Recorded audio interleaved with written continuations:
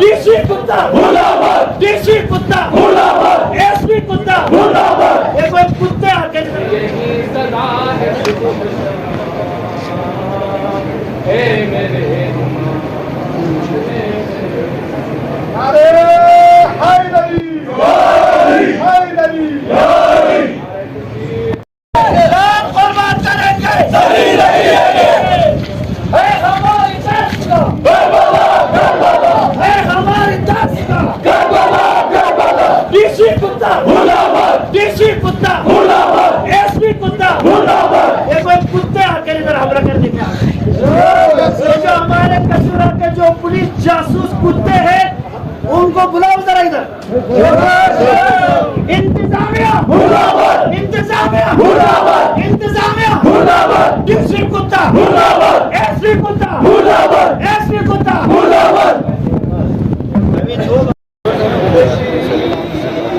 احنا لو بتجوا تغيرنا من اللباس حلو ازي او هي اقدر على واقدر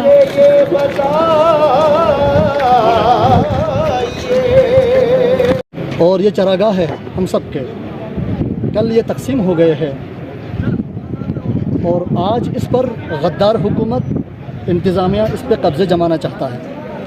اور یہ دیکھیں اس پلاٹ کو بیچ کے تقریباً 3-4 سال ہو گیا ہے، اور جس نے اس کو خریدا ہے اور اس پر ایکسپینس کیا ہے، خرچہ کیا ہے، کروڑوں روپے دے کے اس کو پہلے خریدا ہے، پھر آج عمارت بناتے وقت اس کنڈیشن پہ جب آتا ہے تو غدار حکومت انتظامیہ آ کے اس کو روکنا چاہتا ہے۔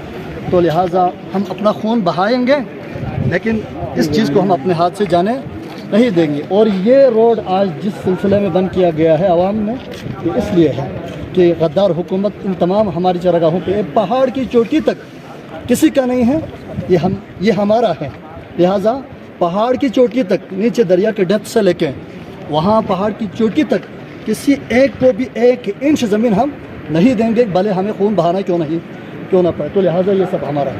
جب تک حکومت کی حالت ٹھیک نہیں ہو جائے، سنبھل نہیں جائیں گے، روڈ اسی طرح ہم بند رہے گا۔ اور اس سلسلے میں ہم باہر سے تشریف فرما ہوئے جو معزز مہمان ہیں ہمارے، جیسے کہ پیغمبر اکرم صلی اللہ علیہ وآلہ وسلم کا فرمان ہے کریم الضیف ولو کان کافرا، مہمان کا احترام کرو اگرچہ وہ کافر ہی کیوں نہ ہو۔